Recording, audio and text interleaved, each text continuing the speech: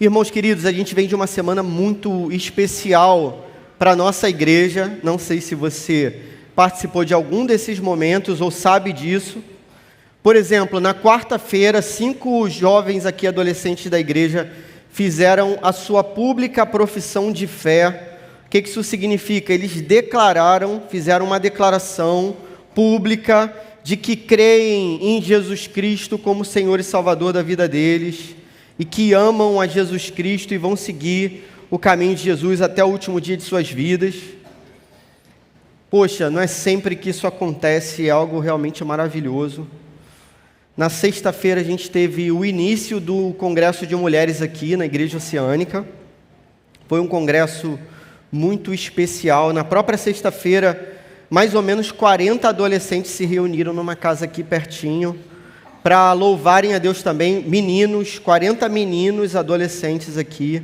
As irmãs devem saber que esses meninos oraram pela vida das irmãs, enquanto as irmãs estavam aqui nesse congresso de mulheres, intercederam para que o Senhor as visitasse, falasse profundamente ao coração das irmãs.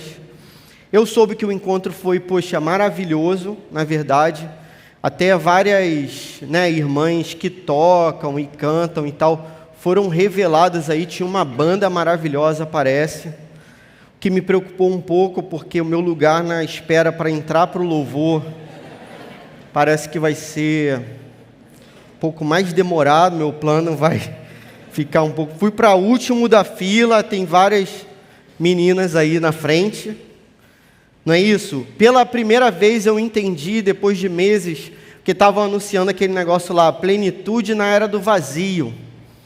Eu ficava assim, meu Deus, já tive isso na aula de filosofia, não sei o que é, tentando lembrar, mas eu entendi o que era o negócio do vazio. Foi que as nossas esposas, as nossas filhas saíram de casa, ficaram o dia todo aqui na igreja, a gente sentiu realmente todo vazio, toda tristeza. Para passar um pouco da tristeza, a gente fez um churrasco lá em casa com os irmãos. A gente precisou encher a nossa barriga para preencher o vazio. Aí a gente fez aquela bananinha com sorvete, tal. O congresso já fez grande diferença na vida da minha esposa, porque ela voltou para casa e quando viu a bagunça estabelecida, ela se manteve serena e em santidade. Já vi que, cara, louvo a Deus aí por quem organizou essa parada. Se puder ter toda semana, meus irmãos, poxa, vou louvar ainda mais. Essas coisas que acontecem na nossa igreja são coisas corriqueiras para nós, e a gente brinca com essas coisas, porém, para muitos irmãos, isso não acontece, infelizmente, por conta da perseguição. Então, a gente pode se reunir na nossa casa, a gente pode dizer que a gente é crente, o máximo que vão fazer é uma cara feia para a gente, mas está tranquilo, a gente segue a vida, a gente suporta isso e, poxa, Jesus foi o mais desprezado de todos os homens, aquele de quem escondiam o rosto. Então, se alguém faz uma careta para a gente, está tudo bem. No entanto, em alguns países como Nigéria, Coreia do Norte, se alguém se diz cristão e professa fé em Jesus Cristo, acaba, de certo modo, colocando a sua vida em risco e a vida da sua família em risco também, o que é pior ainda, Uma coisa é você fazer uma profissão de fé e colocar sua própria vida em risco. Outra coisa é você fazer uma profissão de fé e colocar a vida da sua família em risco. Vários irmãos passam por esse tipo de pressão, por esse tipo de angústia. A igreja é perseguida mundo afora, sempre foi desde o início. A gente vai ver isso no livro dos Atos dos Apóstolos. Há 2 perseguições que acontecem no livro dos Atos dos Apóstolos, que são transcritas aqui no Novo Testamento. A primeira fase da perseguição é a perseguição entre os judeus, a igreja vai ser perseguida entre os judeus.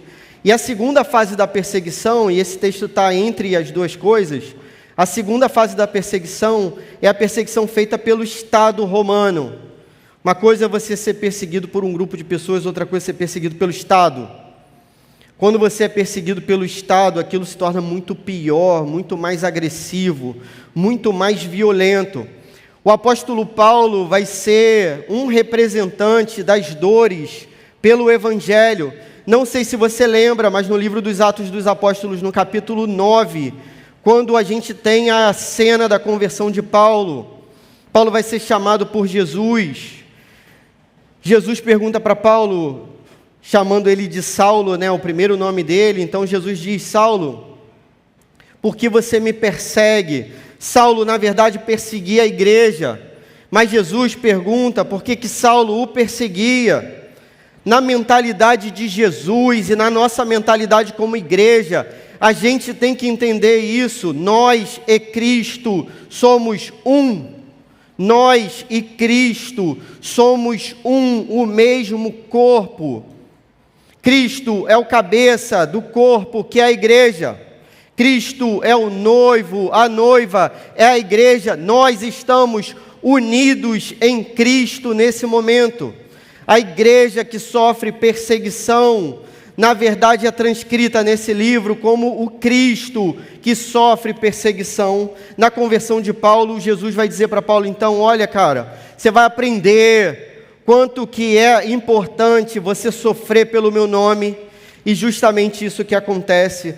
Paulo agora vai falar do seu sofrimento, da sua perseguição, daquilo que ele sofreu pelo nome de Jesus. A gente está em Colossenses capítulo 1, verso 24, a palavra de Deus diz assim: então, agora me alegro em meus sofrimentos por vocês, e completo no meu corpo o que resta das aflições de Cristo, em favor do seu corpo, que é a igreja. Vou repetir só esse verso. Agora me alegro em meus sofrimentos por vocês, e completo no meu corpo o que resta das aflições de Cristo, em favor do seu corpo, que é a igreja. Amém. Esse texto vai ensinar para a gente que, na perspectiva da igreja de Paulo, o sofrimento dele não é dele, na verdade, pertence a Cristo.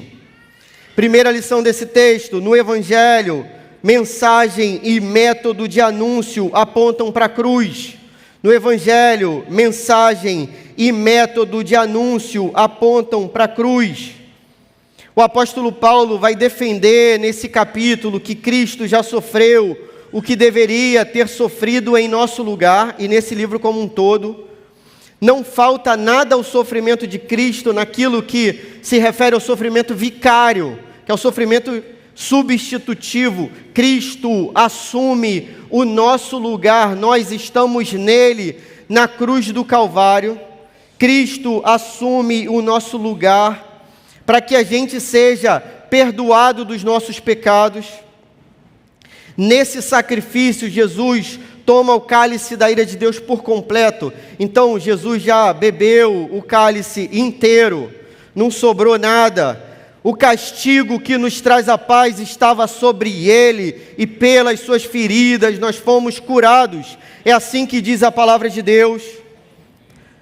Paulo não está sustentando que faltou alguma coisa para Jesus sofrer, não. O que ele está sustentando é que quando ele sofre, Cristo sofre com ele. Jesus um dia sofreu sozinho no seu lugar, para que você sofresse e nunca mais estivesse sozinho. Se ele sofre sozinho, agora a gente tem a sua companhia no sofrimento. Se o nosso mestre sofreu, como nós não sofreríamos também? É o que Paulo está dizendo. Não falta nada ao sofrimento de Cristo. Ele bebeu toda a gota do cálice da ira de Deus, mas ele, por nossa união com ele, ainda sofre hoje. Nós morremos na cruz também. O apóstolo Paulo vai afirmar isso lá na carta aos Gálatas. Ele diz que ele foi crucificado com Cristo, e você foi também. Paulo foi crucificado com Cristo, mas ele não estava no Calvário no dia em que Jesus foi crucificado. Mas de certo modo ele estava, porque Cristo estava lá como seu representante. Cristo estava lá no lugar de Paulo e no meu. Então eu estava há 2000 anos no Calvário com Cristo, e lá eu fui perdoado. Paulo então começa a pregar o Cristo crucificado. É assim que a gente prega o Cristo crucificado. Nas palavras que são ditas na ceia aqui, domingo após domingo, a gente diz, anunciamos a morte de Jesus até que Ele venha. Se aquilo que é anunciado, a mensagem é a cruz do Calvário, se a mensagem é o sofrimento de Cristo, o modo como a gente anuncia a mensagem está permeado de sofrimento também.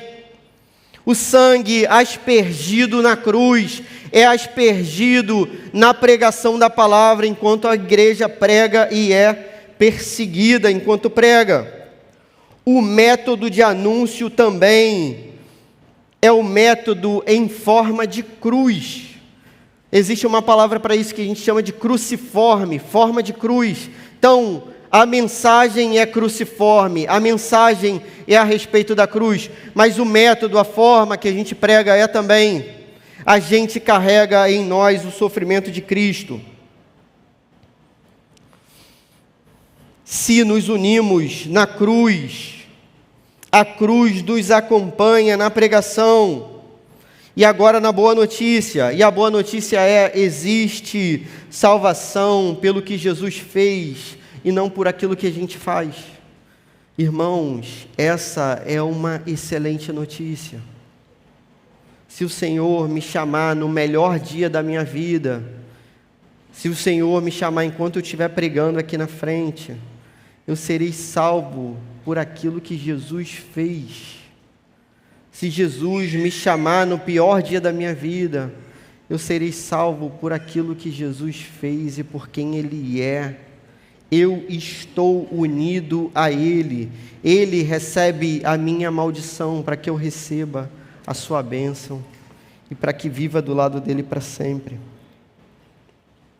Mensagem e método tem forma de cruz. A gente prega o sofrimento de Cristo e sofre enquanto prega. É assim até que Ele venha. Segunda lição desse texto. No Evangelho é possível unir sofrimento e alegria. No Evangelho é possível unir sofrimento e alegria.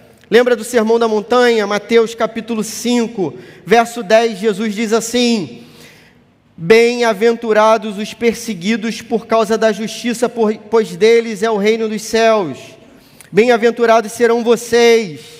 Jesus está falando com você, bem-aventurados serão vocês quando por minha causa os insultarem, os perseguirem e levantarem todo tipo de calúnia contra vocês. Alegrem-se, regozijem-se, porque grande é a sua recompensa nos céus, pois da mesma forma perseguiram os profetas que vieram antes de vocês.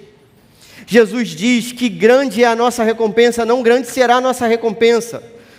Na minha cabeça de professor de português, o correto seria: grande será a sua recompensa, mas não, a recompensa já existe, já está garantida no presente. Grande é a nossa recompensa. Que garantia a gente tem disso? De que os profetas que vieram antes de nós receberam a recompensa deles, e a gente vai receber a nossa. Essa é a garantia, irmãos. Lembra de Moisés e Elias no Monte Tabor, lá no Monte da Transfiguração? Moisés e Elias estão com Jesus. Moisés e Elias receberam a recompensa deles. A recompensa já está lá. Moisés e Elias, que entraram na fila antes da gente, já receberam. A gente está esperando a nossa vezinha para a gente receber também. E daqui a pouco a gente vai ser chamado para receber a gloriosa recompensa dos braços de Jesus Cristo, aquele a quem a gente ama. Eu lembro de um amigo que me convidava sempre, para um restaurante caro. E por um lado aquilo era bom, porque o restaurante era bom, mas por outro, eu ficava sempre angustiado, porque eu não sabia se ele ia pagar a conta no final. Enquanto ele estava se divertindo, bem feliz, eu estava olhando para o cardápio, para os preços assim, pensando: meu Deus, será que parcela em 10 vezes sem juros? e ele pedia as coisas, e eu ficava assim, e tinha uma hora que ele falava que a sobremesa, eu pensava comigo mesmo, quero com certeza, mas eu dizia por fora, não, obrigado. Que a sobremesa, meu amigo, era mais cara do que o prato principal. Só que no final ele ia lá e pagava a conta. Mas eu sempre ficava na dúvida, sabe? Cara, você vai ser essa pessoa. Jesus pagou a conta. E Ele avisou para você que está paga. Imagine que você tenha um bilhete da loteria, o bilhete sorteado. Eu sei que você é crente, não joga na loteria, não é isso? Mas sei lá, você achou no chão, né? Você não fez o jogo, mas pô, achou o bilhete. Aí você resolveu, pô, achei, não tem para quem devolver, está premiado. Número todo lá. Cara, o que garante que você vai receber o prêmio? Aquele bilhete. Você já tem o bilhete, o prêmio está lá, beleza, 200 pessoas receberam antes de você. Certo que você vai receber. A garantia de Cristo é muito maior do que essa. Sei que essas comparações são limitadas, né, irmãos? A garantia de Cristo é o seu próprio sangue. Essa é a garantia de Cristo. Aleluia. No Evangelho é possível unir sofrimento e alegria, porque a gente sofre hoje sabendo que aquilo que é glorioso, que é a presença dEle para sempre, já está garantida na eternidade. A gente sabe disso, não é uma questão de sofrer por gostar de sofrer, tipo masoquismo, não. Mas é saber que o sofrimento e glória caminham juntos sempre. Glória e sofrimento caminham juntos também. Lembra de Jesus, capítulo 10 do Evangelho de Marcos, diz assim: digo a verdade a vocês, perceba, Jesus é a verdade está dizendo que diz a verdade, então isso é algo importante para você prestar atenção. Jesus já diria a verdade, mas Ele diz para você que diz a verdade diz a verdade, então é uma verdade eterna. A verdade eterna é a seguinte: ninguém que tenha deixado casa, irmãos, irmãs, mãe, pai, filhos ou campos, por causa de mim e do Evangelho, deixará de receber 100 vezes mais já no tempo presente, casas, irmãos, irmãs, mães, filhos e campos, e com eles perseguição, e na era futura, a vida eterna. Amém. Jesus faz uma enumeração esquisita aqui para a gente. Imagina se eu dissesse para minha esposa assim: poxa, Raquel, vai lá no mercado, ó, compra pão, compra salsicha, compra tomate, compra o ketchup para a gente fazer cachorro quente, beleza? Compra 2 Bíblias também. E, pô, como assim, 2 Bíblias? O que isso tem a ver com o mercado? Percebe? Jesus está falando só de coisa boa. Ninguém que tenha deixado casa, irmãos, irmãs, mãe, pai, filhos, campos, por causa de mim, vai deixar de receber de volta 100 vezes mais. Mas no meio desse negócio ele coloca a palavra perseguição. Se eu disser para o meu filho: Isaac, você tem que fazer as coisas certas, se você fizer certo, você vai ganhar uma bola de futebol, você vai ganhar a figurinha lá do Pokémon, Charizard, sei lá o que eles... Tem um nome, aquilo tem um nome horrível, esquisito. Tem uns lá que são bem esquisitos mesmo. Você vai ganhar a roupa do Cristiano Ronaldo, a camisa do Cristiano Ronaldo. Ó, você vai ganhar perseguição. E aí depois ele vai pensar assim: pô, peraí, que história é essa? Eu vou ganhar uma porção de coisa boa e vou ganhar perseguição. Irmãos, o sofrimento e a perseguição por causa de Cristo é coisa boa. Jesus não está fazendo uma lista maluca da cabeça dele, não. Jesus está fazendo a listagem mais correta de todas. Sofrer pela glória de Cristo é glorioso demais. Quando a gente dobrar a primeira esquina do céu, quando a gente entrar, a gente vai se arrepender de tudo que a gente deixou de fazer e perder, de todas as oportunidades que a gente teve e desperdiçou para glorificar o nome de Cristo e não fez. E a gente vai se alegrar com tudo que a gente perdeu, com todo o dinheiro que a gente perdeu, com toda a fama, toda a glória, toda a reputação e tudo mais o que você quiser, e toda a saúde, tudo o que você perdeu por causa de Cristo, na glória você vai se alegrar. Você vai lembrar disso com felicidade. Você vai ter certeza de que isso foi bom e glorioso. É sobre isso que Jesus está falando. No Evangelho é possível unir sofrimento e alegria. Terceira e última lição aí para a nossa vida. O resultado final do Evangelho é o bem da igreja. Resultado final do Evangelho é o bem da igreja. A palavra de Deus dá um spoiler para a gente. Pessoa que é o principal da história, que é o Rei dos Reis, Senhor dos Senhores, Jesus Cristo, principal da história, contou para a gente o final da história. Ele é o diretor, o roteirista, ele é o ator principal, ele é tudo. E ele contou, ele viu o final do filme e contou para a gente, mas ele permitiu que um de nós, João, discípulo amado, visse o final do filme. João tem uma visão na ilha de Patmos do futuro. Esse homem viu o futuro e contou para a gente, irmãos. Apocalipse capítulo 19. Se você é crente de verdade, se você que está aqui é crente de verdade, irmão, você foi visto por João numa grande festa. Você que está aqui nessa noite, você foi visto por João numa grande festa, nas bodas do Cordeiro. Nós fomos vistos festejando, todo o sofrimento já passou. Nós fomos vistos cantando, celebrando, na festa mais bonita que já existiu. A nossa roupa não era essa roupa que a gente usa, era a roupa mais linda de todas, mais gloriosa e sem mancha de todas. Não havia sombra de sujeira na nossa roupa naquele dia que João viu a gente lá. Irmãos, havia tanta beleza naquele lugar, que a riqueza desse mundo era pisada pelos nossos pés. O cimento daquela terra é ouro.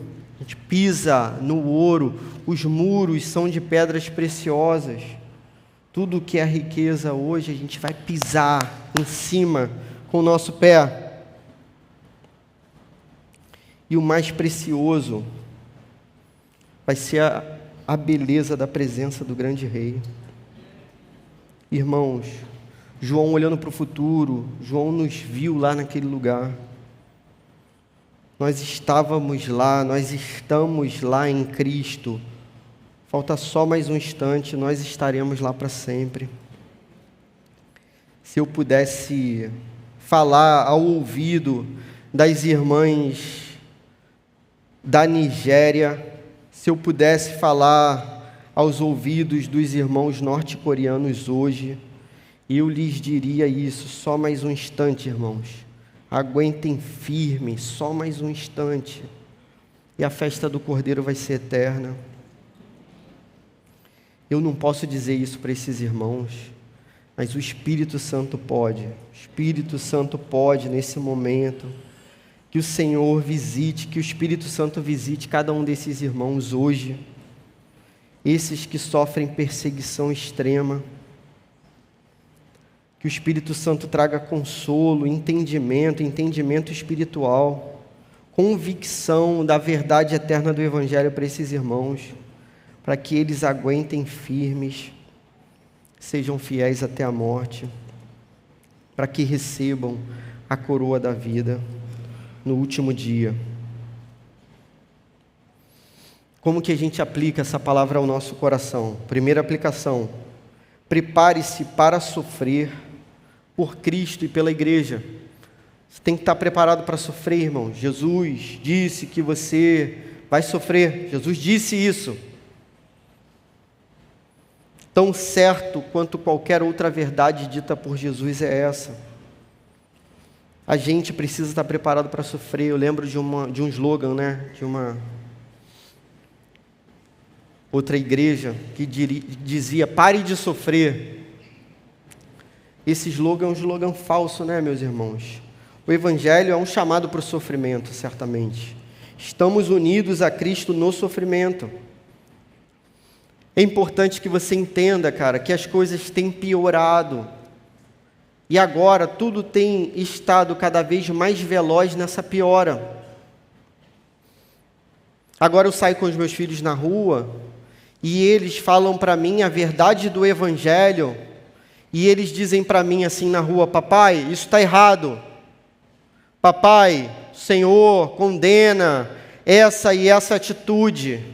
E eu digo para o meu filho: fala baixo, meu filho. Quando você for falar alguma coisa dessa, você fala lá dentro de casa, no ouvido do papai. Por quê? Porque o tempo mudou. Eles escolheram falsos mestres para eles, que dão coceira no ouvido, no seu falar. No entanto, o Senhor disse que céus e terra passarão, mas a palavra de Deus permanece para sempre. Irmãos, o mundo tem mudado. Hoje a gente prega aqui e a gente pergunta se vai ter câmera ligada, transmitindo aquilo que a gente está pregando, se é ao vivo, se não é ao vivo, se vai ser gravado para ser posto depois no ar. Hoje aquilo que é pregado nas igrejas chega ao noticiário dos jornais.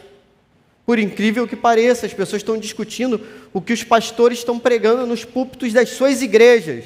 O que é dito no gabinete vai aparecer no jornal Metrópole. O que é dito no gabinete como aconselhamento pastoral.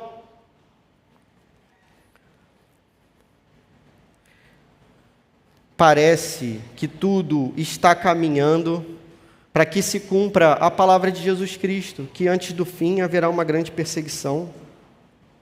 Esteja preparado. Palavra de Deus para a sua vida hoje é: esteja preparado, acorde. Esteja preparado. É hora de jejuar, aprender a jejuar, aprender a sentir fome. Quase desmaiar e não desmaiar, é hora disso. Se desmaiar também, depois você acorda, tranquilo. Dorme gostoso, depois levanta. É hora de orar, meus irmãos. Aprender a orar, ter uma vida de oração. Interceder por esses irmãos, porque um dia a gente vai precisar da intercessão deles também. É hora de memorizar a palavra de Deus. A gente não sabe até quando a gente vai ter esse livro na nossa mão ou no aplicativo. Se você ficasse hoje sem a sua Bíblia, durante 10 anos, daqui 10 anos sem Bíblia, o que da palavra de Deus está no teu coração? Qual porção da palavra de Deus está gravada no teu coração? Consegue viver 10 anos sem poder abrir a palavra? É hora de gravar essa palavra de todo o coração, se dedicar por isso. A gente está fazendo uma leitura aí das Escrituras, modo super acelerado. Cara, lê acelerado, lê devagar, lê do jeito que for, beleza? Mas leia. Que essa palavra fique gravada no seu coração. Segunda aplicação: ore para a igreja perseguida obter a convicção da honra de sofrer por Cristo. A gente precisa orar para que esses irmãos tenham a certeza de que sofrer por Cristo é glorioso, mas que no meio do sofrimento muitas vezes a gente enfraquece. Ore por isso, para que eles sejam fortalecidos pelo Espírito Santo. Ore como se eles fizessem parte do seu corpo, porque fazem na verdade. Ore como se a dor deles fosse sua.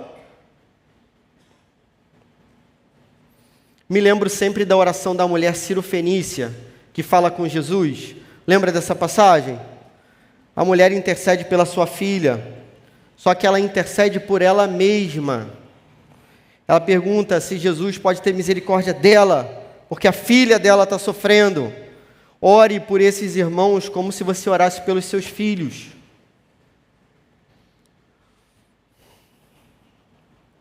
Como se o sofrimento deles fosse o seu, porque é na verdade. Faça um propósito de orar por essas pessoas.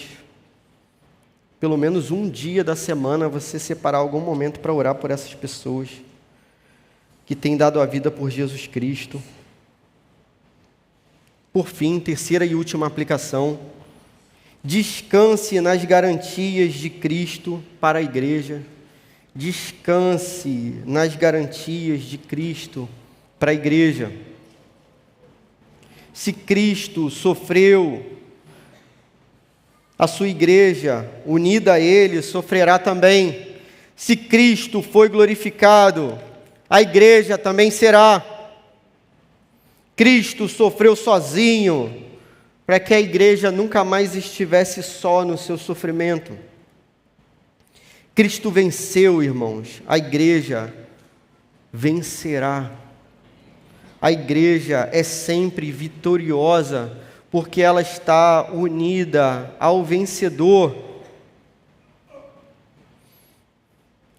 Que a nossa vida seja Cristo, que a nossa morte seja lucro, que a gente esteja preparado para dias sombrios, que a gente viva o verdadeiro Evangelho, que o fogo que queima no meio de nós seja para nos depurar, como disse o apóstolo Pedro, que seja assim até a volta de Jesus. Amém. Vamos orar? Senhor, muito obrigado pela sua palavra santa. Obrigado pelos irmãos que têm resistido a tamanha perseguição, ameaças de morte, tortura. Fortalece esses irmãos e capacita-os, Senhor. Não pela força deles, não pelo braço deles, mas pela tua força, Senhor, pelo teu braço forte, pelo teu Espírito Santo, Senhor. Encha-os com teu Espírito, Senhor. Dê a visão que Estevão teve, Senhor, no seu martírio, dê para esses irmãos, Pai, para que eles perseverem. Senhor, nós reconhecemos a nossa fraqueza diante de você, Senhor.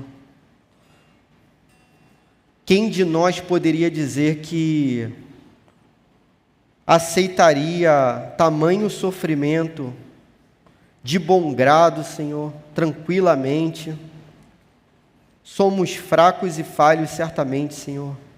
Ajuda-nos, Senhor, para que o mesmo Espírito que capacita esses irmãos nos capacite também no nosso sofrimento, quando chegar a nossa hora de sofrer, Senhor, que a gente resista não pelo nosso braço, não pela nossa inteligência, mas que seja pelo seu braço forte, pela sua santa sabedoria.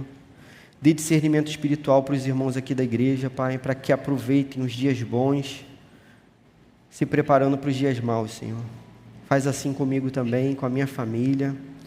É o que eu te peço, em teu nome, Senhor. Amém.